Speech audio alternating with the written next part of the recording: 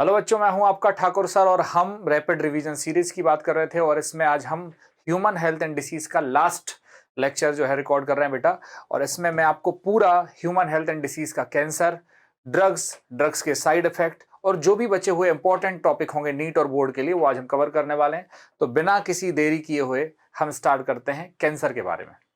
सबसे पहले सर हमें ये जानना है कि ये कैंसर होता क्या है और कैंसर जो है कैसे हमारी बॉडी को अफेक्ट करता है। तो आप जानते हैं कि कैंसर की पहचान जो होती है ट्यूमर से करी जाती है। अब ट्यूमर कैसे होते हैं अगर हमें ये जानना हो तो सबसे पहले कैंसर क्या है सर। कैंसर जो है एबनॉर्मल अनकंट्रोल्ड जो है मल्टीप्लिकेशन है। मतलब इसमें क्या होता है, सेल्स जो होती हैं वो अनकंट्रोल्ड ग्रोथ करने लग जाती हैं, बार बार डिवाइड करने लग जाती है। वैसे हमारी बॉडी में जो सेल्स रहती हैं वो कंट्रोल्ड मैनर में ग्रो करती हैं, कंट्रोल मैनर में डिवाइड करती हैं, है ना, जीन के कंट्रोल के अंतर्गत रहती हैं। लेकिन इनडायरेक्टली अगर हम बात करें कैंसर की तो कैंसर में एबनॉर्मल और uncontrolled multiplication of the cells होने लगता है, जिसकी वजह से एक मास बन जाता है, उसी मास को ट्यूमर कहते हैं। सर नॉर्मली सेल में कैंसर क्यों नहीं होता और बाकी कैसी कंडीशन में सेल्स में कैंसर होता है, तो इसको एक बात ध्यान से समझना, मैं बताता हूं। देखो क्या होता है कि हमारी जो सेल्स होती हैं, जैसे मान लेते हैं कि ये हमारी सेल्स है। बच्चों ध्यान से देखो, ये हमारी सेल्स है। हमारी सेल्स जो हैं वो ऐसे अरेंज है। ध्यान से मेरी बात समझना बेटा, ये सेल्स है। सेल्स जो है मान के चलो ए सेल है, बी सेल है, सी सेल है, डी सेल है, ई सेल है, एफ सेल है, दिख रहा है आराम से, है ना। ये सभी सेल्स जो हैं वो एक दूसरे पर क्या कर रही हैं, प्रेशर रख रही हैं, मतलब एक दूसरे के कांटेक्ट में है और उनकी ग्रोथ को क्या कर रही है, इनहिबिट कर रही हैं। इसका मतलब जैसे ऐसे समझो, जैसे ये सी वाली सेल है, ये सी वाली सेल को बाकी की सब सेल्स जो हैं, बाकी की सब सेल्स जो है वो इनहिबिट कर रही हैं इसकी ग्रोथ को। तो ये सी जो है अनकंट्रोल्ड ग्रोथ नहीं कर पा रही। वैसे ये बी वाली को भी सब लोग क्या कर रही है, इनिबिट कर रही है। इसी को कहते हैं, जितनी भी सेल्स कांटेक्ट में है इन्हीं को कहते हैं कांटेक्ट इनिबिशन। जब भी सेल्स में कांटेक्ट इनिबिशन रहता है तो सेल्स अनकंट्रोल्ड ग्रोथ नहीं कर पाती। लेकिन अगर सब लोग सोच दें, ये सब लोग सोच ले, ये सब लोग सोच ले कि मुझे सी से क्या मतलब, सी को जितनी ग्रोथ करनी करने तो अपना क्या जा रहा है। और जब ये ऐसा सोचने लगेगी तो सी में क्या हो जाएगी, ग्रोथ बार बार बार बार बार बार डिवीजन होने लग जाएगा और एक अनकंट्रोल्ड डिवीजन होने से एक मास बन जाता है, उसी मास को ट्यूमर कहते हैं। ठीक वैसा ही होता है बच्चों आपके साथ भी। जब आपके आसपास के लोग, आपके टीचर, आपके रिश्तेदार, आपके पड़ोसी, आपके भाई बहन ये सोचते हैं कि इसको एक दायरे में रहना है, आप पे कंट्रोल, आप पे प्रेशर लगाते हैं तो वो आपके फायदे के लिए लगा रहे हैं। लेकिन जिस दिन वो मतलब छोड़ देंगे आपसे, आपको भी क्या हो जाएगा, अनकंट्रोल। आपको लगेगा तो कि मुझे स्वतंत्रता मिल गई है पूरी, लेकिन उससे आपकी हानि हो जाएगी, जैसे कैंसर होता है। इस प्रॉपर्टी को कहते हैं कॉन्टैक्ट इनिबिशन। क्या कहते हैं, कॉन्टैक्ट इनिबिशन। जब कॉन्टैक्ट में रहने वाली सेल्स जो होती हैं, उस हर एक सेल एक दूसरे पर क्या लगाती है, इनिबिशन वाला एक, हम कह सकते हैं इनिबिट करती है एक दूसरे की ग्रोथ को, तो इसी को कॉन्टैक्ट इनिबिशन कहते हैं। और जब तक कॉन्टैक्ट इनिबिशन रहेगा तब तक कैंसर नहीं होता। जैसे ही कॉन्टैक्ट इनिबिशन लॉस्ट हो जाता है तो कैंसर हो जाता है। देखिए एनसीईआरटी क्या लिखती है, cancer is abnormal and uncontrolled multiplication of cells resulting in the formation of tumour. Tumour बन जाता है, मास ऑफ सेल बन जाता है। नॉर्मल सेल सोर्स कांटेक्ट इनिबिशन। देखो ये नॉर्मल सेल्स हैं, नॉर्मल सेल्स। नॉर्मल सेल्स में क्या होता है, कांटेक्ट इनिबिशन होता है। Contact with the other cell inhibit their uncontrolled growth.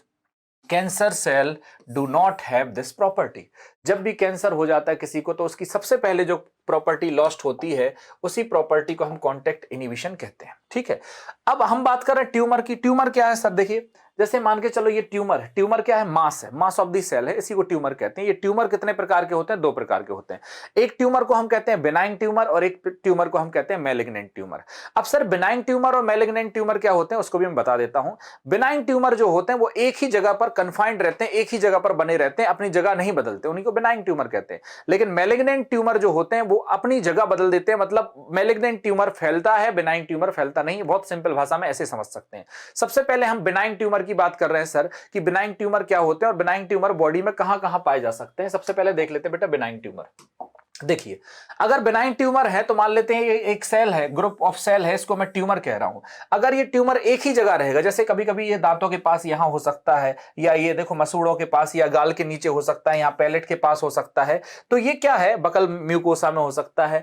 तो ये ट्यूमर्स जो होते हैं कैंसर के, वो हमेशा एक ही जगह पर कन्फाइंड रहते हैं, वहां से कहीं फैल नहीं रहे हैं, और जो ओरिजिनल पोजीशन पर ही कन्फाइंड रहता है उसी को हम बिनाइन ट्यूमर कहते हैं। ये उतने ज्यादा खतरनाक नहीं होते हैं, लेकिन जो दूसरे वाले होते हैं वो बहुत ज्यादा खतरनाक होते हैं जिनको हम मैलिग्नेंट कह रहे हैं। सबसे पहले पढ़ लेते हैं कि बिनाइन ट्यूमर के बारे में एनसीईआरटी क्या कह रही है कि ये कन्फाइंड रहते हैं बेटा प्लेस ऑफ इट्स ओरिजिन, ठीक है। तो ये जो होते हैं वो एक ही जगह पर रहते हैं, फैलते नहीं। लेकिन मैलिग्नेंट क्या होता है, मैलिग्नेंट यहां से फैल जाता है, जैसे मैं आपको मैलिग्नेंट की बात कर रहा है। अच्छा, बिनाइन ट्यूमर उतना ज्यादा डैमेज नहीं करते, बहुत कम डैमेज करते हैं बॉडी को। बिनाइन कैंसर अगर हो जाता है तो उस पार्ट को हटा भी दिया जा सकता है, काट के अलग कर दो तो कैंसर खत्म हो जाता है। लेकिन मैलिग्नेंट में ऐसा नहीं है। मैलिग्नेंट में क्या है, मैलिग्नेंट दूसरी टाइप का ट्यूमर है। ये मैलिग्नेंट ट्यूमर फैलता है, इसका मतलब क्या होता है यहां समझो, मास ऑफ प्रोलिफरेटिंग सेल्स होती है, इसको नियोप्लास्टिक सेल और ट्यूमर सेल भी कहते हैं, that grow rapidly invade and damaging the surrounding normal tissue. ये कैंसर ऐसा कैंसर है कि जो खुद तो सेल्स में है ही और बाकी के सराउंडिंग टिश्यूज में भी क्या हो जाएगा, फैल जाएगा। इसका मतलब है मैलिग्नेंट ट्यूमर ब्लड के माध्यम से बॉडी के अलग अलग भागों में जाएगा और वहां फिर से ट्यूमर क्रिएट करेगा। बॉडी में एक ट्यूमर था, वहां की सेल्स निकली और वो अलग अलग जगह चली गई ब्लड के कांटेक्ट से, और वो अलग अलग जगह नया ट्यूमर क्रिएट करेंगी। तो कितने ट्यूमर काटेंगे, कहां कहां के ट्यूमर काटेंगे। इसका मतलब है एक ऐसा कैंसर जो पूरे शरीर में फैल जाता है वो मैलिग्नेंट ट्यूमर से होता है। बात समझ में आ गई कि नहीं आ गई। अब कह रहा है due to active division and growing they starve normal cell by competing for the nutrients. अब मेरी बात समझना ध्यान से। अभी लोगों को लगेगा कि सर कैंसर में क्या ही हो रहा है, कैंसर में तो सिर्फ सेल्स बढ़ रही हैं, सेल्स बहुत ज्यादा हो जाएंगी तो उससे तो हमारा फायदा होना चाहिए, नुकसान क्यों हो रहा है। अरे भाई साहब, जब सेल बढ़ रही हैं तो सेल रैपिडली प्रोलिफरेट कर रही हैं, तो जो नॉर्मल सेल हैं वो तो भूखी मर जाएंगी। आपके घर में कोई 4 आदमी आ जाए और आपके घर वाले ही भूखे मर जाएं और वो लोग खाते रहे, वो 4 से 8 बना ले, 8 से 12 बना ले, तो इसमें आपका ही घाटा है ना। तो वैसे ही हमारी बॉडी में क्या हो रहा है, जो नॉर्मल सेल है वो स्टार्व्ड हो गई, मतलब वो भूखी रह गई, और जो कैंसरस सेल हैं वो बढ़ती जा रही ग्रोथ करती जा रही। तो इसका मतलब है वो नॉर्मल सेल से कंपटीशन करती है न्यूट्रिशन के लिए और उनको जो है उनको भूखा रख देती हैं, तो बेचारी भूखी रह जाती हैं। अब एक और बात सुनो, cell sloughed from the tumour reach to the other side by the blood. देखो, एक जो सेल्स हैं वो एक जगह से दूसरी जगह ब्लड के माध्यम से पहुंच जाती हैं, they form a new tumour, और वहां पर जाकर के वो नया ट्यूमर बना लेते हैं। इसी को मेटास्टेसिस कहते हैं। मेरे हिसाब से बहुत इंपॉर्टेंट लाइन है। मेटास्टेसिस क्या कहलाता है, तो मेटास्टेसिस का मतलब होता है कि जब मैलिग्नेंट ट्यूमर जो होता है उसकी सेल्स एक जगह से दूसरी जगह जाती है, न्यूप्लास्टिक सेल, और वहां पर एक नया ट्यूमर बनाने लग जाती है, तो इसी प्रोसेस को मेटास्टेसिस कहते हैं। क्या कहते हैं, मेटास्टेसिस। देखो क्या कह रहा है, यहां पर एक मैलिग्नेंट ट्यूमर है, यहां की कुछ सेल्स जो है ब्लड के माध्यम से गई और किसी और जगह पर फिर से एक नया ट्यूमर बना लेंगे, तो इसी को हम कहते हैं मेटास्टेसिस। क्या कहते हैं बच्चों, मेटास्टेसिस। ये किसमें होता है, मैलिग्नेंट में, और it is the most feared property of the cancer होती है। ये सबसे खतरनाक कैंसर की प्रॉपर्टी है, क्योंकि कैंसर एक जगह का तो ठीक कर दे, लेकिन अगर हर जगह होता रहेगा तो कहां से ठीक करें। अब हम ये जानते हैं कैंसर के कॉज क्या क्या है, किन किन चीजों से कैंसर हो सकता है। सबसे पहले होता है फिजिकल एजेंट।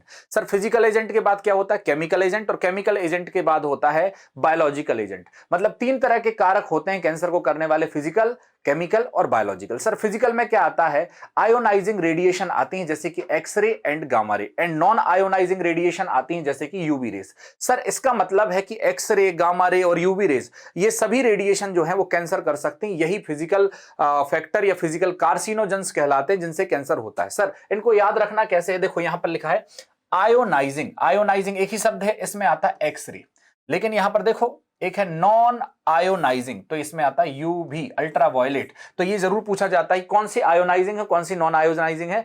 आयोनाइजिंग एक शब्द की एक्सरे, नॉन आयोनाइजिंग 2 शब्द की यूवी रेस, है ना। तो इसका मतलब ये यूवी रेस और एक्सरे से केमिकल कैंसर हो सकता है। सर केमिकल से भी कैंसर हो सकता है, कौन कौन से केमिकल हैं, सबसे बढ़िया तो दाने दाने में केसर का दम, है ना। टोबैको से तो होता ही है। कहां कहां का कैंसर होता है सर, स्मोकिंग अगर कर रहे हैं तो लंग्स का कैंसर होगा, तंबाकू चबा रहे हैं तो ओरल कैंसर होगा, ठीक है। विनाइल क्लोराइड एक करके है, कैफीन होता है, निकोटीन होता है ना, मस्टर्ड गैस वगैरह होती है, इनसे भी क्या होता है, कैंसर होता है। एथिडियम ब्रोमाइड वगैरह होता है, इनसे भी कैंसर होता है। तो केमिकल कार्सिनोजन, ऐसे केमिकल जो हमारी बॉडी में कैंसर करते हैं उनको ही केमिकल कार्सिनोजन के नाम से जाना जाता है। क्या सर बायोलॉजिकली भी कैंसर हो सकता है, बिल्कुल हो सकता है। एक प्रकार के वायरस होते हैं जिनको ऑन्कोजेनिक वायरस कहते हैं। ये ऑन्कोजीन होते हैं, हमारी बॉडी में प्रोटो ऑन्कोजीन होते हैं, मतलब जो कैंसर कर सकते हैं ऐसे जीन पहले से ही बॉडी में है, तो वो प्रोटो ऑन्कोजीन एक्टिवेट हो जाते हैं ऐसे वायरस से, जिनकी वजह से क्या होता है, नॉर्मल सेल्स जो होती हैं एक्टिवेट हो जाती हैं और इन सेल्स, ये सेल्स बन जाती हैं ऑन्कोजेनिक। मतलब ऐसे वायरस भी कुछ होते हैं जो वायरस क्या कर सकते हैं, कैंसर कर सकते हैं। वो क्या करते हैं, प्रोटो ऑन्को सेल को ऑन्कोजेनिक सेल में कन्वर्ट कर देते हैं, जिसकी वजह से कैंसर हो सकता है। तो हमने ये पढ़ा कि कैंसर तीनों कारकों से या तीनों फैक्टर्स से हो सकता है। कौन कौन से फैक्टर्स हो सकते हैं, फिजिकल, केमिकल और बायोलॉजिकल। इसके बाद हम ये जानते हैं कि कैंसर अगर किसी को हो गया है तो डिटेक्ट कैसे करते हैं, या कैंसर किसी की बॉडी में है उसको पहचानते कैसे हैं। सबसे पहले हम ये जानते हैं कैंसर डिटेक्शन एंड डायग्नोसिस कैसे होता है। सबसे पहला तरीका है बायोप्सी। सर बायोप्सी को ही हिस्टोपैथोलॉजिकल स्टडी भी कह सकते हैं। बायोप्सी में वास्तव में क्या होता है, ये अगर बिनाइन ट्यूमर है, एक जगह मास है, ग्रुप ऑफ सेल्स का मास है, तो उसमें से एक थिन सेक्शन काटा जाता है, बिल्कुल बारीक सा सेक्शन काटेंगे। उस बारीक से सेक्शन को काटने से, जहां मास है ट्यूमर में से बारीक सेक्शन काटने के बाद उसको स्टेन करके माइक्रोस्कोप में ऑब्जर्व किया जाता है और देखा जाता है कि उसमें कितनी माइटोकॉन्ड्रिया, उसमें कितने राइबोसोम्स है, उसका न्यूक्लियस जो है वो नॉर्मल है कि एबनॉर्मल है, उसमें साइटोप्लाज्मिक और कैरियोप्लाज्मिक इंडेक्स चेक किए जाते हैं, क्या वो नॉर्मल सेल की तरह है या दूसरी सेल की तरह है। और ये स्टडी करने के बाद, इसके टिश्यू की स्टडी करने के बाद ये बताया जा सकता है, अंदाजा लगाया जा सकता है कि कैंसर है या नहीं है। तो पहला है बायोप्सी। दूसरा इमेजिंग टेक्निक्स होती हैं, मतलब जैसे में आपकी सीटी स्कैन्स भी आती हैं, एक्सरेज भी होती हैं, और हम एंटीबॉडीज को देख करके एलिसा के माध्यम से भी बता सकते हैं कि कैंसर है कि नहीं है। और कुछ लेटेस्ट मॉलिक्यूलर बायोलॉजिकल टेक्निक्स हैं, उनके माध्यम से हम एक एक करके पढ़ते हैं। सबसे पहले हम आपको बताते हैं बायोप्सी के बारे में। सर बायोप्सी क्या होता है? बायोप्सी मैंने बताया कि एक थिन पीस लिया जाता है। देखिए लिखा है, एनसीईआरटी क्या कह रही है, a thin piece of the suspected tissue, जहां लग रहा है कि इसमें कैंसर है, वो स्टेंड किया जाता है, उसको रंगा जाता है और एग्जामिन कहा जाता है, कहां? माइक्रोस्कोप में।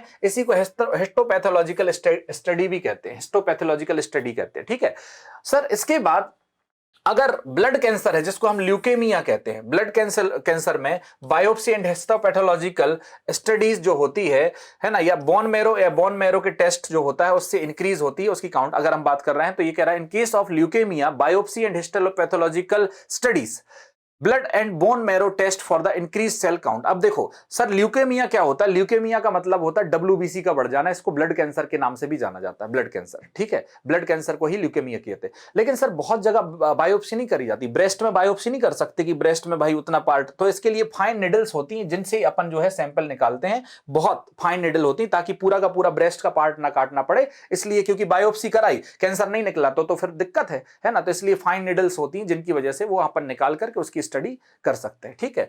ये एक तरीका होता है। तो सर सबसे पहले तो आपने बायोप्सी बता दिया। बायोप्सी के अलावा क्या हो जाता है? कुछ टेक्निक्स होती हैं, जैसे टेक्निक्स में आपको रेडियोग्राफी, जिसमें हम एक्सरे का यूज कर सकते हैं। एक्सरे के अलावा आपने सुना होगा टोमोग्राफी होती, कंप्यूटराइज्ड टोमोग्राफी, जिसको सीटी स्कैन कहते हैं। एक्सरे से उतना ज्यादा डिटेल नहीं मिल पाती है, तो 3D में इमेज देखने के लिए हम सीटी स्कैन कर लेते हैं, ठीक है। और अगर और भी अच्छे से देखना है, ये देखना है कि कैसे टिश्यूज हैं, कैसे टिश्यू में प्रक्रिया चल रही है, उनको लाइव देखना है, तो एक और मेथड है MRI। तीनों ही थोड़ी सी अलग अलग है, मैं आपको समझाता हूं। देखिए ये जो आपको दिख रहा है, डॉक्टर साहब देख रहे हैं, ये एक्सरा है। क्या है बेटा? एक्सरा है।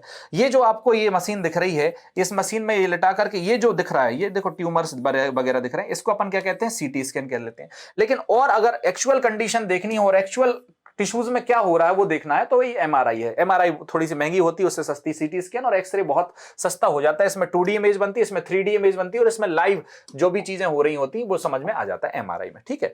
नेक्स्ट अगर हम बात करें इसके अतिरिक्त बेटा, तो एंटीबॉडीज से भी कैंसर का डिटेक्शन हो सकता है। जैसे कि मान लेते हैं कि कोई स्पेसिफिक एंटीबॉडीज है, वो तभी बनती है किसी व्यक्ति में जब कैंसर होता है, तो उन एंटीबॉडीज को डिटेक्ट करने के लिए हम एलाइसा टेस्ट लगा सकते हैं, एंजाइम लिंक्ड इम्यूनोसॉर्बेंट एसे, जिसको बायोटेक्नोलॉजी में भी पढ़ाया गया है। उससे अपन जान सकते हैं कि उस व्यक्ति में कैंसर के एंटीजन है कि नहीं है। तो इसके लिए एलाइसा एक टेक्निक है। और एक और टेक्निक आई है अभी, जैसे मॉलिक्यूलर बायोलॉजिकल टेक्निक कहते हैं, टू डिटेक्ट द कैंसर। अब देखो ध्यान समझना, मॉलिक्यूलर बायोलॉजी टेक्निक है to detect the cancer related genes, such individuals should avoid carcinogens, जैसे कि टोबैको। अब जैसे मान के चलो कि किसी के परिवार में 3-4 लोगों की मौत पीढ़ी दर पीढ़ी जो है कैंसर से हुई, तो ऐसा उनको समझ जाना चाहिए कि उनके पेडिग्री में, उनकी वंशावली में कोई तो जीन है जो जीन एक्टिवेट होकर के कैंसर कॉज कर देता है।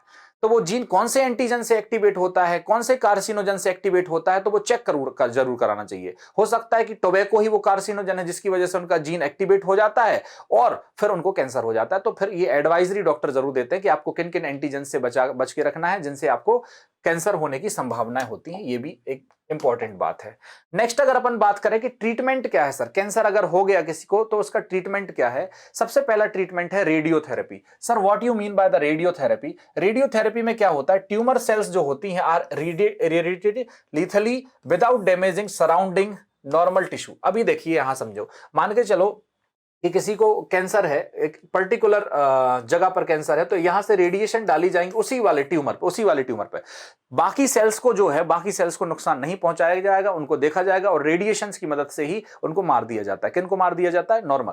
अच्छा, दूसरा आपने नाम सुना होगा कीमोथेरेपी। कीमोथेरेपी में हम कुछ कीमोथेरेपेटिक्स का यूज करते हैं, ड्रग्स का यूज करते हैं, लेकिन इनके साइड इफेक्ट होते हैं, जैसे कि हेयर लॉस हो जाता है, एनीमिया हो जाता है। आपने बहुत सारे पेशेंट को मूवी वगैरह में देखा होगा कि अगर कैंसर है उनको, तो उनमें वो गंजे गंजे हो जाते हैं। ऐसा नहीं कि उनके पूरे बाल झड़ गए, वो जानबूझ के पूरा टकला करा लेते हैं। कारण क्या है कि हेयर लॉस होगा, बहुत ज्यादा बाल रोज गिरते हुए दिखते हैं, इस वजह से डॉक्टर ये एडवाइस देते हैं कि आप पूरा जो है सर मुड़वा लो।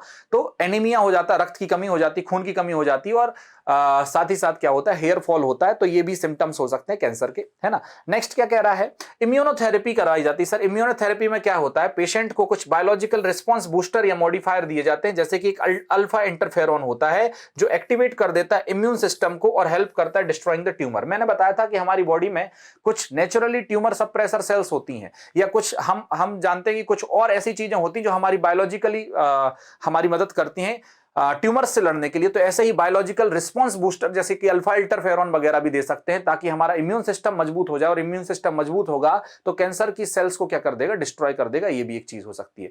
आखिरी विकल्प बचता है सर्जरी की, जहां भाई कैंसर हुआ है उस जगह को काट करके अलग कर दे, ताकि जो कैंसरस सेल है, जो ट्यूमर सेल है, वो अलग हो जाए। ये खासकर सर्जरी परफॉर्म करी जाती है बिनाइन ट्यूमर में, जहां एक ही जगह कैंसर जो है फिक्स है। बाकी मैलिग्नेंट ट्यूमर में जो है सर्जरी करने से हो सकता है कि वो फैल भी सकता है, केस टू केस वेरी कर सकता है। यहां पर कैंसर खत्म हो गया बेटा, और अब हम बात करने वाले हैं ड्रग्स एंड स्मोकिंग। ड्रग्स और स्मोकिंग की बात करने वाले हैं कि जो भी ड्रग्स हैं और स्मोकिंग है वो कैसे लोग करने लग जाते हैं, ड्रग्स क्या कहलाते हैं, कैसे ड्रग्स की आदत बन जाती है, कैसे ड्रग्स हमारे शरीर में यूजफुल भी हैं और हार्मफुल भी हैं, और कैसे इनकी लत को छुड़ाया जा सकता है। ये सारी बातें हम जो है करने वाले हैं। तो हमारा नेक्स्ट टॉपिक है ड्रग अब्यूज, है ना। सबसे पहले हमें ये जानना होगा कि ड्रग्स क्या होते हैं। सर ड्रग्स क्या होते हैं? देखो, जनरली आप दवाइयों के स्टोर पर जाते हो तो वहां भी कहते हैं कि ये ड्रग्स है। ड्रग्स क्या होते हैं और ड्रग अब्यूज क्या, तो दोनों में फर्क होता है। ड्रग्स मतलब ऐसी कोई भी चीज जो हमारी बॉडी की फिजियोलॉजी को चेंज कर सके, उसी को हम ड्रग्स कहते हैं। लेकिन ड्रग अब्यूज का मतलब होता है कि डॉक्टर ने आपसे कहा भी नहीं है कि ये ड्रग लेना है, आप अपने प्लेजर के लिए, अपने आनंद के लिए, अपनी सेटिस्फेक्शन के लिए, या अपनी बॉडी में खुद कुछ नशे करने के लिए या फिर मजे करने के लिए अगर आप ड्रग ले रहे हो तो उसको ड्रग अब्यूज कहते हैं। ड्रग्स खराब नहीं होते हैं, ड्रग अब्यूज खराब होता है, ये बात ध्यान रखना जरूरी है। सर तो कॉमनली अब्यूज ड्रग जो हम जानते हैं वो कौन कौन से हो सकते हैं, तो हमारी एनसीईआरटी ने ऐसे 3 ड्रग्स के बारे में हमें बताया है। वो 3 ड्रग्स कौन कौन से हैं? सबसे पहले हैं ओपियोइड्स, फिर है कैनाबिनॉइड्स और है कोका एल्कोलाइड्स। लेकिन उसके भी पहले मैं आपको कुछ बताना चाह रहा हूं जो बहुत ध्यान से समझना। हम ड्रग्स लेते क्यों हैं, या कोई भी मनुष्य ड्रग्स क्यों लेता है, उससे क्या फायदा होता है? ड्रग्स के बहुत सारे काम होते हैं। सबसे पहले एक प्रकार के ड्रग होते हैं जिनको हम स्टिमुलेंट कहते हैं। बहुत ध्यान से समझना बेटा। स्टिमुलेंट क्या करते हैं? अलर्टनेस बढ़ाते थे, काम करने की क्षमता बढ़ा देते हैं, आलस्यपना को दूर कर देते हैं। जैसे कि मान के चलो कि एक जो लेबर होगा, एक गड्ढा खोदने वाला आदमी होगा, उससे कहोगे भाई साहब गड्ढा खोद दो, वो कहेगा 1 मिनट रुको, और ऐसा जो है रास्त्री निकालेगा और ऐसा ऐसा मल के, बताओ भाई साहब कहां खोदना है, क्योंकि बिना स्टिमुलेंट के वो काम ही नहीं कर सकता। आपका मन नहीं लग रहा, आप कहोगे चलो चाय पी के आते हैं, बैठे बैठे बोर हो गए, चलो चाय पी के आते हैं। तो चाय क्या है, कॉफी क्या है? स्टिमुलेंट है। स्टिमुलेंट का मतलब क्या है? जो अलर्टनेस बढ़ा देती है, जो काम करने में मन लगा देती है, या जो इफिशियंसी ऑफ द वर्क बढ़ा देती है। खासकर लेबर मजदूर के लिए जो है स्टिमुलेंट की जरूरत होती है, तभी ये नशे बनाए गए हैं गुटखा तंबाकू वाले। तो वही क्लास वाले लोग करते हैं इसको, है ना। इंडिविजुअली ले कोई तो बुरा मत मानिएगा इस बात को। नेक्स्ट अगली बात जो होती है, सर स्टिमुलेंट के अलावा और कौन से ड्रग होते हैं? तो एक होते हैं सेडेटिव। सेडेटिव ड्रग जो होते हैं वो बॉडी की फिजियोलॉजी को धीमा कर देते हैं। डिप्रेसेंट होते हैं। डिप्रेसेंट क्या करते हैं? एकदम बॉडी को स्लो डाउन कर रहे हैं, पड़े हैं तो पड़े ही है, ना खाने की होश है ना कुछ होश है, मतलब पूरी बॉडी फंक्शन क्या हो गया, स्लो डाउन हो गया। डिप्रेसेंट और सेडेटिव का ये काम होता है। एक ड्रग होते हैं एनाल्जेसिक। एनाल्जेसिक को हम पेन किलर भी कहते हैं, जिनसे असर ही नहीं हो रहा बॉडी में, पेन गायब हो गया, जिनको हम ऑपरेशन के समय पर यूज करते हैं, जैसे कि मॉर्फिन हो गया, है ना, हीरोइन हो गया। तो जब डॉक्टर बेहोश करता है किसी को तो उसमें हम क्या देते हैं? एनाल्जेसिक देते हैं, या फिर सेडेटिव भी देते हैं और एनाल्जेसिक भी देते हैं, जिसकी वजह से बॉडी एकदम काम डाउन हो जाए, एकदम पड़ी रहे लस्त पस्त सी, और दर्द भी ना हो, है ना। तो ऐसे भी ड्रग होते हैं। सबसे इंपॉर्टेंट ड्रग होते हैं हेलुसिनेशन। हेलुसिनेशन क्या करते हैं? देखो 2 प्रकार के ड्रग है, एक जो सेडेटिव हैं, स्टिमुलेंट हैं, डिप्रेसेंट हैं। ये ड्रग्स क्या कर रहे हैं? आपके दिमाग का थोड़ा सा नजरिया बदल रहे हैं। और एक हेलुसिनेशन होते हैं, हेलुसिनेशन पूरी दुनिया ही बदल देते हैं। कैसे? जैसे पूरी दुनिया कौन से भांग खा ली किसी ने, गांजा फूंक लिया किसी ने, तो उसकी पूरी दुनिया एकदम चेंज हो जाएगी, क्योंकि उसका परसेप्शन चेंज हो जाता है, थॉट प्रोसेस चेंज हो जाती है। ऐसे ही ड्रग जो विभ्रम उत्पन्न करते हैं, भ्रम उत्पन्न करते हैं। हर गांव में एक कहानी चलती कि हमारे दादा भूतों से लड़ते थे, हमारे दादा यहां पर चलते थे, कुछ नहीं, उन्होंने गांजा फूंक रखा था।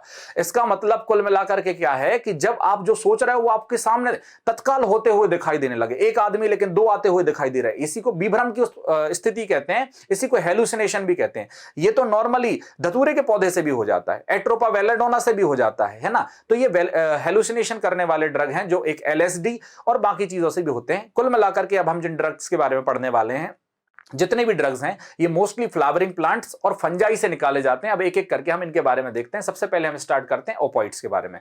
सर ओपियोइड्स जो होते हैं वो क्या होते हैं, ओपियोइड्स किन्हें कहते हैं? अब हमारी बॉडी में इनके रिसेप्टर्स कहां पाए जाते हैं? ओपियोइड्स के रिसेप्टर्स जो होते हैं हमारी बॉडी में, रिसेप्टर्स होते हैं सीएनएस में और गैस्ट्रोइंटेस्टाइनल ट्रैक्ट में। देखिए हर एक ड्रग का रिसेप्टर्स हमारी बॉडी में पाए जाते हैं। इसके रिसेप्टर्स कहां कहां हैं? इसके रिसेप्टर हैं सेंट्रल नर्व सिस्टम में, मतलब ये दिमाग पे असर करेगा, और गैस्ट्रोइंटेस्टाइनल ट्रैक्ट पे, मतलब पाचन तंत्र या डाइजेस्टिव सिस्टम पर ही असर करता है। सर ये ओपियोइड्स का नाम ओपियोइड्स क्यों है और इसके एग्जाम्पल क्या है? मॉर्फिन, हीरोइन और ब्राउन शुगर, स्मैक भी कहते हैं। ठीक है, मॉर्फिन है, हीरोइन है और ब्राउन शुगर आप जानते होंगे। मॉर्फिन देखिए ये है मॉर्फिन, ये कहां यूज करी जाएगी? सर्जरी के दौरान यूज करी जाती है। ये हीरोइन दिख रही है आपको, और ये ब्राउन शुगर दिख रही है, ब्राउन कलर की दिख रही है ना। इसके रिसेप्टर्स आपको याद रख लेने कहां होता है? सेंट्रल नर्व सिस्टम में और गैस्ट्रोइंटेस्टाइनल ट्रैक्ट में होते हैं। ठीक है, कोडीन वगैरह भी इसी का एग्जाम्पल है। आगे बढ़ते हैं। सर ये ओपियोइड्स जो है इसमें मॉर्फिन आपने सबसे पहले बताया था। सबसे पहले बताइए ये मॉर्फिन कहां से निकाली जाती है? एक प्लांट होता है जिसका नाम है पॉपी प्लांट, जिसका एक और नाम होता है पेपेवर सेमिनिफेरम। सर ये पेपेवर सेमिनिफेरम जो होता है उसके कौन से पार्ट से? देखो ये पॉपी प्लांट है, इसमें से एक भाग निकलता है, इसको लेटेक्स कहते हैं। क्या कहते हैं? लेटेक्स। इस लेटेक्स से, ये इसका फ्लावर है ना, इस लेटेक्स से ये दवाई बनाई जाती है भाई मॉर्फिन की, है ना। मॉर्फिन है sir, it is a sedative, मैंने बताया था स्लो डाउन करने वाला, जो बॉडी की प्रोसेस को स्लो डाउन कर दे, और पेन किलर, पेन किलर मतलब एनाल्जेसिक, क्योंकि ये एकदम स्लो डाउन कर देगा। जैसे डॉक्टर जब ऑपरेशन करते हैं किसी का तो एकदम स्लो डाउन हो जाता है, एकदम उसको होश तो है, होश में तो है लेकिन होश में नहीं है, मतलब जिंदा है लेकिन पूरी बॉडी क्या है? स्लो डाउन है। और पेन किलर होता है, दर्द नहीं होता है। ठीक है, और कहां यूज करा जाता है? Useful in the surgery. अगर आपको स्ट्रक्चर देखना हो तो केमिकल स्ट्रक्चर ऑफ मॉर्फिन ये बना हुआ है, ये केमिकल स्ट्रक्चर है, ये ओपियोइड के अंतर्गत आता है। ठीक है, नेक्स्ट अगर अपन बात करें मॉर्फिन की ही बेटा, तो इसके बारे में और क्या कह सकते हैं? मॉर्फिन सर बॉडी में कैसे ली जा सकती है? मॉर्फिन तो हो गई, मॉर्फिन से हम क्या बना सकते हैं? सर एक और ड्रग बनाते हैं जिसको हम हीरोइन कहते हैं। क्या कहते हैं? हीरोइन। सर हीरोइन को एक और नाम कहते हैं स्मैक। वैसे तो ये स्मैक अलग ही चीज होती है, लेकिन हीरोइन को यहां लिखा है तो इसको डाइएसिटाइल मॉर्फिन भी कह सकते हैं, क्योंकि हीरोइन को बनाया जाता है मॉर्फिन के डाइएसिटाइलेशन से, डाइएसिटाइलेशन करा जाता है। हीरोइन को पहचानते कैसे हैं?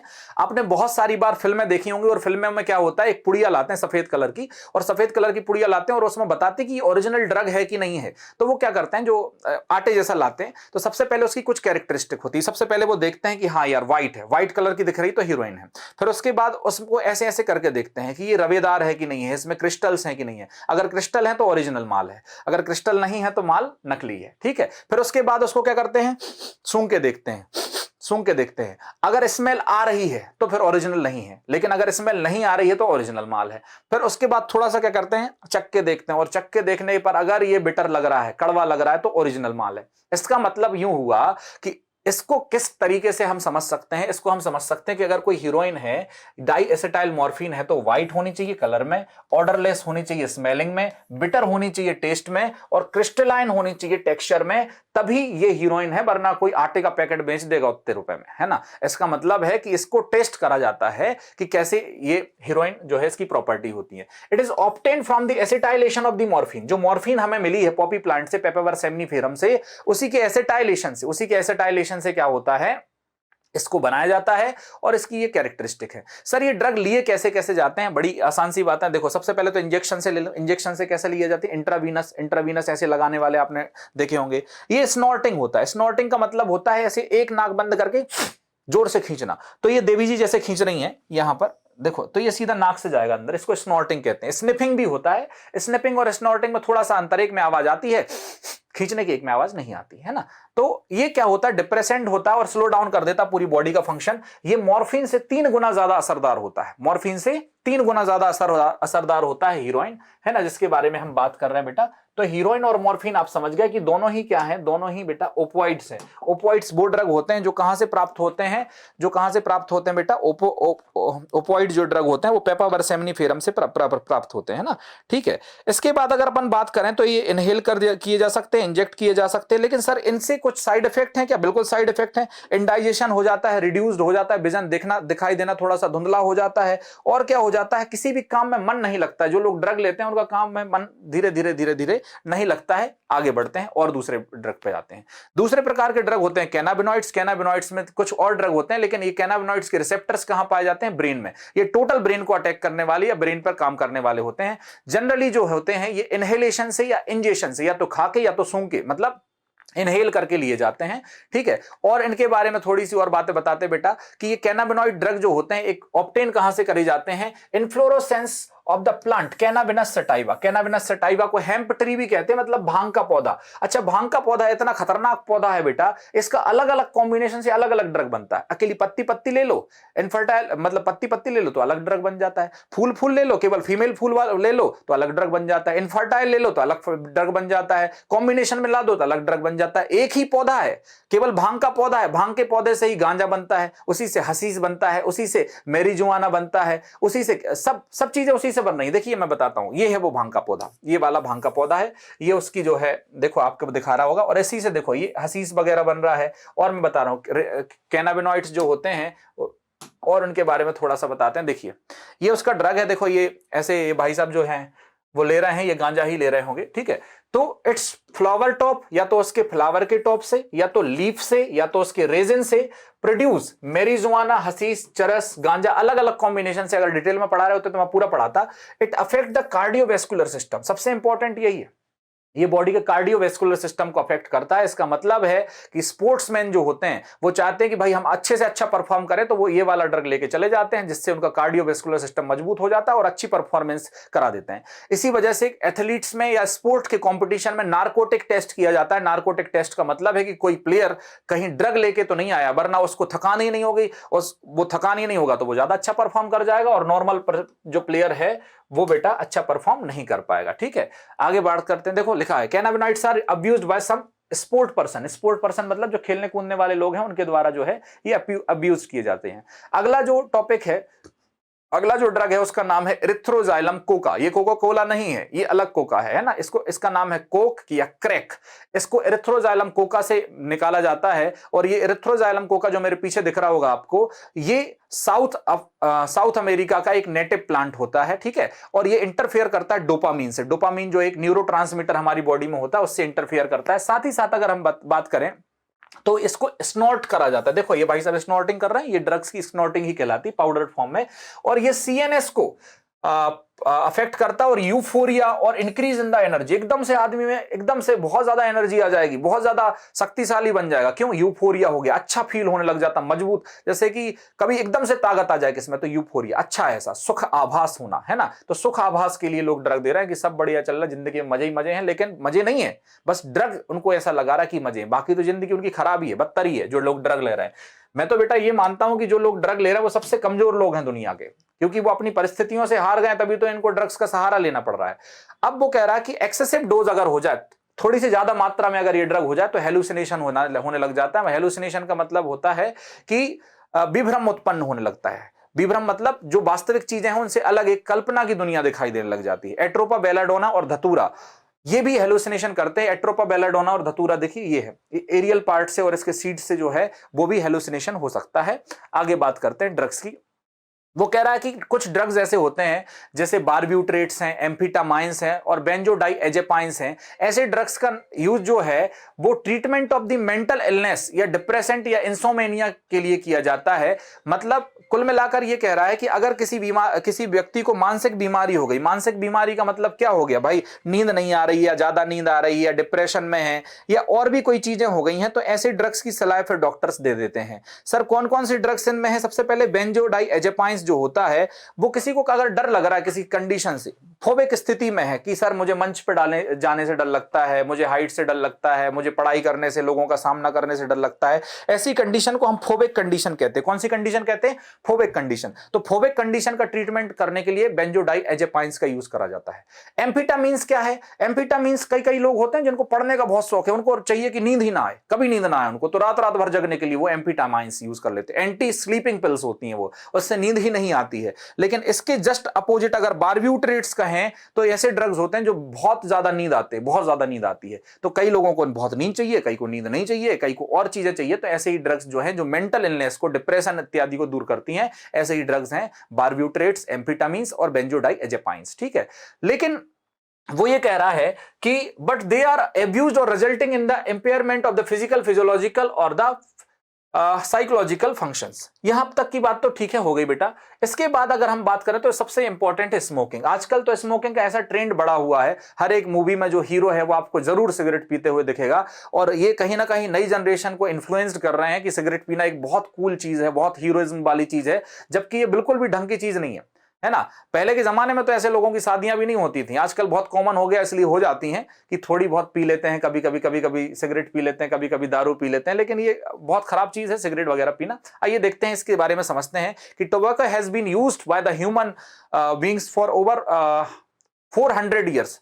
पिछले 400 सालों से हम तंबाकू का यूज कर रहे हैं अलग अलग चीजों में। ठीक है, तंबाकू को स्मोक किया जा सकता है, चबाया जा सकता है और स्नब भी किया जा सकता है। तीनों मोड से हम तंबाकू का ले सकते हैं।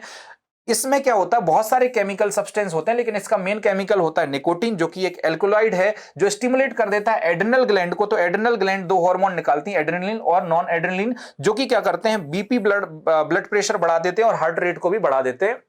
ये इसका इफेक्ट होता है बॉडी पे, है ना। एड्रेनलिन और नॉन एड्रेनलिन, एड्रेनलिन ग्लैंड को हमारी इफेक्ट कर देता है। ठीक है, नेक्स्ट अगर हम बात करें तो इसके बारे में और ये दिया हुआ है कि स्मोकिंग अगर कर रहा है कोई तो उससे क्या होता है, कैंसर ऑफ द लंग्स हो सकता है, यूरिनरी ब्लैडर मतलब मूत्र की थैली का कैंसर हो सकता है, गले का कैंसर हो सकता है, एम्फाइसीमा हो सकता है, बातिस्फीति। एम्फाइसीमा क्या होता है भाई, जिसमें एल्वुली सिकुड़ जाती हैं और उनका सरफेस एरिया कम हो जाता है, जिससे सांस लेने में बड़ी दिक्कत हो सकती है। ठीक है, ब्रोंकाइटिस एक रोग हो सकता है, कोरोनरी आर्टरी हार्ट डिसीज हो सकती है, जिससे बाद में हार्ट अटैक भी आ सकता है। गैस्ट्रिक अल्सर, इसका मतलब पेट के अंदर जो है छाले बन सकते हैं। बहुत सारी बीमारियां सिर्फ और सिर्फ स्मोकिंग से हो सकती हैं। देखिए यहां पर देखो, हेल्दी लंग्स ऐसे दिखते हैं बेटा, ध्यान से देखना। जो लोग स्मोकिंग नहीं करते उनके फेफड़े अगर देखेंगे तो ऐसे दिखते हैं, और जिनने स्मोकिंग बहुत ज्यादा कर ली है, ऐसा लग रहा है जैसे कंडे में आग लगा देते हैं ना, जब दाल बाटी बनाते हैं, बाटियां बनाते हैं, तो वो वैसे ही स्थिति हो जाती है ऐसी, है ना। तो ये नॉर्मल एल्वुलाई है जो नॉर्मल व्यक्ति की है, और ये एम्फेसीमा में ऐसी स्थिति हो जाती है। तो इसका मतलब है बिल्कुल भी ठीक चीजें नहीं है, इनसे हमें भरसक प्रयास करना है कि इन चीजों से हम दूर रहें। नेक्स्ट अगर अपन बात करें बेटा, टोबैको चिंगम्स, अगर टोबैको कोई चबा रहा है, जैसे गुटखा चबाया जाता है ना, तंबाकू चबाई जाती है, तो तंबाकू से क्या होता है बेटा, ओरल कैंसर होता है। क्या होता है? ओरल कैंसर होता है। ओरल कैंसर की कुछ फोटो यहां पर है, देखो। ये तो आपकी जो सिगरेट का पैकेट है उस पर बना ही रहता है। क्यों बना रहता है? ताकि लोग जो हैं वो कम से कम ये सीखें, लेकिन लोग बिना इसको देखे अपने मतलब की चीज निकाल करके उसको फेंक देते हैं, कह रहे हैं उनको कोई फर्क नहीं पड़ता इस बात से। ठीक है, नेक्स्ट आ जाओ, आगे बढ़ते हैं बेटा। और क्या कह रहा है कि स्मोकिंग इंक्रीज, अच्छा हाँ, स्मोकिंग से CO कार्बन मोनोऑक्साइड का कंटेंट बढ़ जाता है ब्लड में, जिसकी वजह से क्या हो जाता है, ऑक्सी हीमोग्लोबिन का कंटेंट कम हो जाता है, और इसकी वजह से ऑक्सीजन डिफिशियंसी हो जाती है। क्योंकि हीमोग्लोबिन की सबसे ज्यादा एफिनिटी होती है बाइंडिंग करने की कार्बन मोनोऑक्साइड से। तो कार्बन मोनोऑक्साइड अगर बढ़ रही है तो शरीर में ऑक्सीजन की कमी हो सकती है, हाइपोक्सिया हो सकता है ना, सांस लेने में भी कभी कभी बड़ी अड़चन आ सकती है। तो ऐसी चीजें हो सकती हैं। अब अपन क्या कर रहे हैं, adolescence and drugs alcohol abuse. अब आप बड़े हो रहे हैं धीरे धीरे, अभी सब आप लोग जो है 12th या 12th पास आउट होंगे, और आपके साथ ये सारे चैलेंजेस आ रहे होंगे जो मैं अभी डिस्कस करने वाला हूं। ये इससे वैल्यू बेस्ड क्वेश्चन भी बन सकता है, चाहे बोर्ड में हो चाहे नीट में हो। इस वजह से आप इसको जरूर समझना और ध्यान से देखना बेटा जो मैं बातें करने वाला हूं।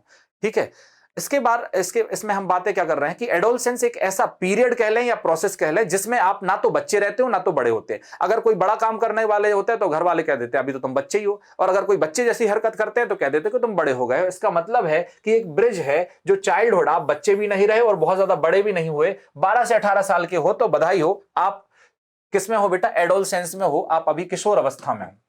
आगे बात करते हैं किशोर अवस्था में क्या होता है। ये सबसे वनरेबल फेज होता है मेंटल और साइकोलॉजिकल डेवलपमेंट का। जितने भी चैलेंजेस आने होते हैं आपके जीवन में इसी समय में आते हैं। अच्छी दोस्तियां होती हैं, खराब दोस्तियां होती हैं, प्यार मोहब्बत भी किसी किसी को हो जाता है तो इसी एज में होता है, और उसको बैलेंस करना भी इसी एज में अपन को सीखना होता है। सर अब हमें क्या करना है, हमें ये जानना है कि कॉजेज ऑफ ड्रग और एल्कोहल कैसे किसी बच्चे में ये लत लग जाती है कि वो ड्रग्स लेने लग जाता है या एल्कोहल। तो उसकी मैं कुछ बातें बता रहा हूं, ध्यान से इन बातों को सुनना, ये बातें बहुत काम की हैं। सबसे पहले तो क्यूरियोसिटी होती है और एक्सपेरिमेंट। आदमी चाहता है कि देखते तो हैं, एक बार पी के देखते हैं क्या हो रहा है, एक बार ट्राई करते हैं, एक बार सिगरेट पी लेगा, एक बार दारू पी लेगा, एक बार गांजा भी ले लेगा, तो ये एक्साइटमेंट रहता है कि आगे क्या होगा। एक्साइटमेंट और क्यूरियोसिटी की वजह से चालू करता है। दूसरा, need of adventure and excitement. वो चार दोस्त हैं तो चार दोस्त पी रहे हैं तो वो कहेगा यार मुझे भी एडवेंचर करना है, चलो, है ना। आजकल एड भी ऐसी दिखाई जाती है, वो कौन सा माउंटेन ड्यू, एक पर्वत से लेकर दूसरे पर्वत पे कुंदा रहा है वो गाड़ी को। भाई साहब उस पर्वत पे जाने की जरूरत क्या थी, गाड़ी चलाओ, रोड पे चलाओ। अब एक पर्वत पे चले गए तो दूसरे पे कुंदा रहा है, तो पहले पर कैसे गए थे ये भी बताओ, है ना। तो डर के आगे जीत है, फालतू की बातें कर रहे हैं, है ना। तो इसका मतलब है एक्साइटमेंट और एडवेंचर के लिए लोग करते हैं। तीसरा, अगर कोई प्रॉब्लम आ रही है तो प्रॉब्लम को फेस नहीं कर पा रहा है, लोगों को फेस नहीं कर पा रहा है, जवाब नहीं दे पा रहा है, तो क्या है, ड्रग ले लो, डले रहो, पड़े रहो, किसी को फेस करने की जरूरत नहीं है। कई लोग इसलिए ऐसा कर रहे हैं। चौथा है stress from pressure to excel academics and the examination. घर वालों ने कह दिया कि पढ़ाई लिखाई में बहुत अच्छे हो, एग्जाम निकाल लो, अब वो प्रेशर झेल नहीं पा रहे, इस वजह से लोग ड्रग लेने लग जा रहे हैं। टेलीविजन, मूवी, न्यूज़पेपर और इंटरनेट जो है आपको वायरल कंटेंट ऐसा आ रहा है कि आपको लग रहा है कि यार सिगरेट नहीं पी रहा तो हम कुछ जान ही रहे, हम तो एडवांस ही नहीं है, हम तो आज के युग में पीछे रह जाएंगे। इस वजह से भी लोग ड्रग्स लेने लग जाए हैं। और अनस्टेबल फैमिली बैकग्राउंड अगर ऐसा हो, या पेरेंट्स सपोर्ट नहीं कर रहे हो, या फिर पीयर प्रेशर हो, तो इस वजह से भी लोग जो है लगातार क्या करते हैं बेटा, ड्रग ले लेते हैं। एडिक्शन एंड डिपेंडेंस की बात करते हैं। एडिक्शन का मतलब क्या है कि जब किसी चीज के बिना आप रह नहीं पाओ, तो एक साइकोलॉजिकल अटैचमेंट अगर आपका हो जाए, या फिर आपको मजा ना आए, आपको फीलिंग ना आए, आपको ऐसा लगे कि कुछ तो छूट रहा है, तो मतलब आप उस चीज के क्या हो गए हो, एडिक्ट हो गए हो। तो ये क्या है, एक फिजियोलॉजिकल अटैचमेंट है, या यूफोरिया है, या temporary feeling of well being है, ड्रग्स और एल्कोहल के साथ बन रहे। देखो दारू पीने वाला कई बार कसमें खा लेता है कि मैं आज से नहीं पीऊंगा, लेकिन वो लगातार पीता रहता है। क्यों ऐसा होता है, क्योंकि उसका रिसेप्टर का टॉलरेंस बढ़ जाता है। जितनी दारू पिएगा, देखो समझो मेरी बात, एक समझो, बहुत ध्यान से समझना। मैं ये कह रहा हूं कि पहली बार किसी ने दारू पी, छोटा सा पैक भी चढ़ जाता है।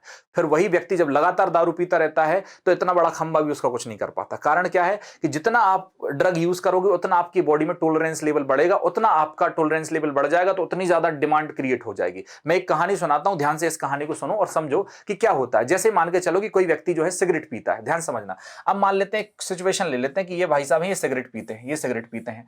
अब सिगरेट पीते हैं तो सिगरेट का जो निकोटीन है इनकी ब्रेन में पहुंच रहा है, और ब्रेन के रिसेप्टर्स जो हैं उनको बढ़िया मजा आ रहा है, तो ब्रेन के रिसेप्टर्स क्या हो रहे हैं, बढ़ते जा रहे हैं। इनने एक बार सिगरेट पी, ब्रेन के रिसेप्टर इतने हैं। इनने दोबारा सिगरेट पी तो ब्रेन में और रिसेप्टर बढ़ गए, और रिसेप्टर बढ़ गए तो ये और डिमांड करेंगे कि भाई तू और सिगरेट पी। अभी दिन भर में एक पी रहे थे, अब दिन भर में दो पीनी पड़ेंगी। दिन भर में दो पी रहे थे, फिर धीरे धीरे और रिसेप्टर बढ़ते जाएंगे। जितना ड्रग लोगे उतना रिसेप्टर बढ़ेंगे, उतने टॉलरेंस बढ़ेंगे, तो धीरे धीरे आदत बढ़ रही है। तभी इनको एक देवी जी मिल जाती हैं और वो कहती हैं कि बेटा जानू तुम्हें मेरी कसम है, आज के बाद सिगरेट को हाथ मत लगाना, या तो मैं रहूंगी या तो सिगरेट रहेगी। तो वो कहता है हाँ तुम्हारी कसम खा रहा हूं, आज के बाद मैं कभी सिगरेट नहीं पीऊंगा। अब यहां से होती है असली कहानी शुरू। अब इसने सिगरेट पीनी क्या कर दी, बंद कर दी, क्योंकि इसने तो कसम खा रखी है। लेकिन ये रिसेप्टर जो है इसको परेशान करेंगे, ये डिमांड करेंगे नहीं नहीं भाई तू तो पी, कुछ नहीं होता, कसम मसम खाने से कोई नहीं मरता, उसको थोड़ी पता चल रहा है कि हम पी रहे हैं। और इतना परेशान कर देंगे, इतना परेशान कर देंगे, व्यक्ति को पसीना आने लग जाएगा, हार्ट बीट बढ़ जाएगी, है ना, चक्कर भी आने लग सकते हैं, घबराहट आने लग सकती है, पूरा शरीर कांपने लग जाएगा, काम नहीं करेगा, जबान जो बोलना चाह रहा है वो निकलेगा नहीं, और ऐसी स्थिति में ला देगा कि उसको जबरदस्ती जो है वो ड्रग्स को लेना ही पड़ेगा। इसी को कहते हैं एडिक्शन एंड डिपेंडेंस। बात समझ में आ रही कि नहीं आ रही? इसका मतलब जब तक आप ये चीज कर रहे हैं, जब तक आप उस चीज को नहीं ले रहे हैं, तब तक आपका काम ही नहीं चल रहा। यही ड्रग का एडिक्शन कहलाता है। और ऐसे ही लोग, इस स्थिति पर आकर के लोग नशा बिल्कुल नहीं छोड़ पाते हैं, इसी को ड्रग एंड डिपेंडेंस कहते हैं। तो यहां पर लिखा भी हुआ बेटा, देखिए डिपेंडेंस के बारे में हम बात करते हैं कि the tendency of the body to manifest characteristic of unpleasant withdrawal syndromes if regular dose of the drug alcohol is abruptly discontinued, this result anxiety, shakiness, nausea and sweating। वो कह रहा है कि जब उनको withdrawal कर दिया जाए, symptoms जो हैं वो नहीं दिए जाए, है ना, तो इसका मतलब ये होता है कि इनके लिए फिर क्या हो जाएगा बेटा, दिक्कत बन जाएगी, है ना। सिंड्रोम, इसमें सिम्टम्स ऐसे आने लग जाएंगे, विड्रॉल सिम्टम्स आने लग जाएंगे। This result anxiety, sickness, nausea and sweating, है ना। पूरा घर बर्बाद हो जाता है इन चीजों में। आगे बढ़ते हैं बेटा, आइए आगे क्या कह रहा है कि कोई ड्रग और ड्रग ले रहा है, इसको कैसे समझ सकते हैं। सबसे पहले तो उसका बिहेवियर बहुत खराब हो जाता है, थोड़ी थोड़ी सी बातों पे चिड़चिड़ा हो जाता है, वायलेंस करने लग जाता है, लड़ाई झगड़े करने लग जाता है ना। या तो फिर ऐसे व्यक्ति जो है कोमा में भी जा सकते हैं, रेस्पिरेटरी फेलियर और हार्ट फेलियर या फिर ब्रेन हेमरेज की वजह से उनकी डेथ तो हो ही जाती है फिर, है ना।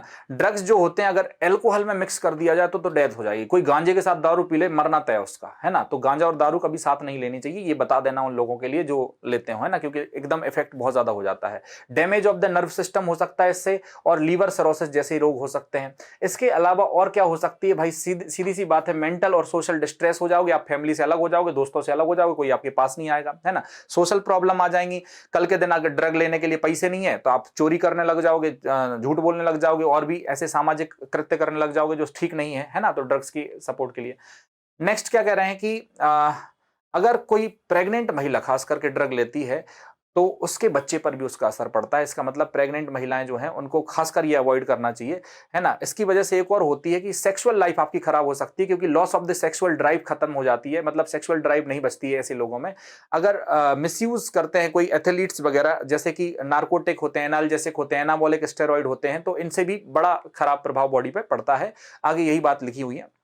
आगे मैं आपको बता रहा हूं कि अगर कोई ड्रग ले रहा है तो उसके क्या साथ क्या हो रहा है। पहले तो उसकी एकेडमिक परफॉर्मेंस बहुत खराब हो जाएगी स्कूल में, है ना। वो बिल्कुल अपने आप पर ध्यान नहीं देगा, साफ सुथरा नहीं रहेगा, पर्सनल हाइजीन मेंटेन नहीं करेगा। दूसरा, अलग हो जाएगा, सबसे अलग रहना चाहेगा, आइसोलेट हो जाएगा। और तीसरा, हमेशा डिप्रेशन, एग्रेसिवनेस, फटीग और बाकी चीजों में करता रहेगा, ठीक है। स्लीपिंग और खाने पीने की हैबिट्स उसकी पूरी बदल जाएंगी। वेट कभी बढ़ रहा है, कभी कम हो रहा है, भूख कभी लग रही कभी नहीं लग रही, ये भी होता रहेगा। हर एक हॉबी जिसको वो पसंद करता था, हर एक व्यक्ति जिसको वो पसंद करता था, उसमें इंटरेस्ट लॉस कर देता है। इस वजह से भी कई लोग लेते हैं ड्रग्स को, है ना। और फिर रिलेशनशिप्स जो हैं वो खराब हो जाते हैं, चाहे वो फैमिलीज के साथ हो, चाहे वो फ्रेंड के साथ हो। एक और बहुत इंपॉर्टेंट टॉपिक है कि अगर कोई एनाबॉलिक स्टेरॉइड ले रहा है, कोई लड़का ले रहा है, तो एनाबॉलिक स्टेरॉइड से उसको क्या होंगे, एक्ने हो जाएंगे पूरे शरीर पर, पूरे खासकर फेस पर पिंपल्स होने लग जाएंगे जैसे दिख रहा है। इंक्रीज एग्रेसिवनेस, बहुत ज्यादा गुस्सा उसको आने लग जाएगा। तीसरा क्या होने लगेगा, मूड स्विंग होने लगेंगे। हंसते हंसते डांट देगा किसी को, डांट रहा है तो एकदम सॉरी बोलने लग जाएगा। मतलब एकदम से पूरा, जैसे अपरिचित मूवी में नहीं होता एकदम बदल जाता है आदमी, वैसे उसको, उस कंडीशन को मूड स्विंग कहते हैं। टेस्टिकल्स जो होती है, टेस्टिकल्स समझते हैं, जो टेस्टिस होते हैं उनकी साइज कम हो जाती है टेस्टिस की, तो जिसकी वजह से इनफर्टिलिटी जैसे चांसेस भी आ सकते हैं। इसके बाद स्पर्म काउंट जो होती है डिक्रीज हो जाती है। एक नॉर्मल व्यक्ति की स्पर्म काउंट जितनी रहती है उससे अगर कंपेयर करें जो एनाबॉलिक स्टेरॉइड ले रहा है, तो उस व्यक्ति की जो स्टेरॉइड ले रहा है उसकी स्पर्म काउंट कम हो सकती है, ठीक है। किडनी और लीवर भी खराब हो सकता है ऐसे व्यक्ति का। साथ ही साथ क्या हो सकता है, ब्रेस्ट एनलार्जमेंट हो सकता है। ब्रेस्ट एनलार्जमेंट को क्या कहते हैं बताओ जरा, कमेंट करके बताओ। ब्रेस्ट एनलार्जमेंट अगर किसी मेल में हो जाए तो ऐसे ब्रेस्ट एनलार्जमेंट को क्या कहते हैं, गायनेकोमेस्टिया कहते हैं क्या, गायनेकोमेस्टिया, ठीक है। नेक्स्ट क्या हो जाता है, प्री मैच्योर बाल्डनेस हो सकती है, गंजापन आ सकता है समय के पूर्व गंजापन हो सकता है। और इसके अलावा क्या हो सकता है, enlargement of the prostate gland जो होती है उसका क्या हो जाता है, एनलार्जमेंट होता है। तो ये सारी की सारी चीजें किसमें होती हैं, मेल्स में। ऐसा नहीं कि सिर्फ मेल्स को नुकसानदायक है, फीमेल्स में भी बहुत सारी चीजें हो सकती हैं। आ जाओ बता देते हैं फीमेल्स में क्या क्या हो सकता है। फीमेल्स में हो सकता है जितने भी फीमेल्स होंगी उनमें मस्कुलाइन कैरेक्टर आ जाएंगे, मेल जैसे कैरेक्टर आ जाएंगे। है तो लड़की लेकिन बिल्कुल लड़कों जैसी उसकी बॉडी होने लग जाएगी, ठीक है। इसके अलावा इंक्रीज एग्रेसिवनेस, बहुत गुस्सा आने लग जाएगा। वैसे भी महिलाओं को थोड़ा सा अगर आ रहा है गुस्सा तो वो अच्छा नहीं रहता है, मतलब शोभा नहीं देता है। मूड स्विंग्स तो इनके पहले से ही होते हैं महिलाओं की, अगर ये स्टेरॉइडल ड्रग लेने लग जाएंगी तो और ही ज्यादा हो जाएंगी, एकदम चंद्रमुखी से पारो से चंद्रमुखी बनती रहेंगी, है ना। इसके अलावा एक्सेसिव हेयर फेस पर और बॉडी पर बहुत ज्यादा बाल आने लग जाएंगे, जैसे महिलाओं को आने नहीं चाहिए, लेकिन ये देखो महिला के शरीर पर भी दाढ़ी जैसे लड़कों की होती है वैसे दाढ़ी आने लग जाएगी, फेस पर और बॉडी पर बाल आने लग जाएंगे। मेंस्ट्रुअल साइकिल एबनॉर्मल हो जाएगा, डेट्स सही समय पर नहीं आ गई। और वॉइस जो हो सकती है, मतलब आवाज जो हो सकती है वो मोटी होने लग जाएगी, जैसे पुरुषों की मोटी होती है आवाज। इंक्रीज इन द क्लिटरस, क्लिटरस जो होता है वो इनके सेक्सुअल पार्ट में आता है, और क्लिटरस जो होता है बड़ा हो जाता है, मतलब उसको स्यूडो पेनिस भी कहते हैं, क्योंकि स्टेरॉइड ले रहे हैं तो इस वजह से ऐसा हो सकता है, ठीक है। और इसके अतिरिक्त क्या हो सकता है, इसके अतिरिक्त यही सब चीजें हैं जो फीमेल्स में हो सकती हैं। नेक्स्ट अगर हम बात करें कि बहुत ज्यादा अगर दोनों में ही कॉमन बात करें तो फेशियल हेयर और एक्ने तो होते ही हैं। प्रीमेच्योर क्लोजर ऑफ दी, अच्छा इनकी ग्रोथ स्टंट हो जाती है, मतलब ग्रोथ पूरी नहीं हो पाती है ना, तो ड्रग्स जो भी लेते हैं। इसके अलावा प्रिवेंशन एंड कंट्रोल, कैसे प्रिवेंशन कर सकते हैं कि भाई सबसे पहले तो अगर कोई दोस्त कह रहा है कि अगर तू भाई है मेरा, तू दोस्त है, तुझे तो लेना ही पड़ेगा, तो इससे अच्छी हाथ जोड़ लो उसके सामने और कहा भाई साहब हम नहीं ले पाएंगे यार, है ना। तो पीयर प्रेशर को अवॉइड करें, एजुकेट करें लोगों की और काउंसलिंग करें उनके लिए कि भाई ये सब गलत चीजें हैं, है ना। पेरेंट्स और अपने जो दोस्त हैं उनसे हेल्प मांगे इन चीजों में अगर आप फंस गए हैं तो। लुकिंग फॉर डेंजर साइंस, अगर कुछ ऐसा लग रहा है तो बताएं, प्रोफेशनल्स या मेडिकल हेल्प लें, या फिर रिहेबिलिटेशन सेंटर्स होते हैं, है ना, नशा मुक्ति केंद्र होते हैं, उनसे भी मिल सकते हैं, साइकेट्रिस्ट से भी मिल सकते हैं, है ना। डी एडिक्शन और उसके लिए जो कुछ चीजें आती हैं, अल्टरनेट चीजें आती हैं, वो भी यूज कर सकते हैं। यहाँ पर हमने ये अपना चैप्टर जो है खत्म कर लिया। Thank you. आई होप कि आपको मेरा लेक्चर अच्छा लगा होगा। अगर अच्छा लगा है तो प्लीज इसे अपने दोस्तों के साथ शेयर कीजिए और इसे ज़्यादा से ज़्यादा लाइक कीजिए। कमेंट में जो भी आपका फीडबैक हो मुझे दीजिए, ताकि मैं अपने आप को इंप्रूवमेंट कर सकूं।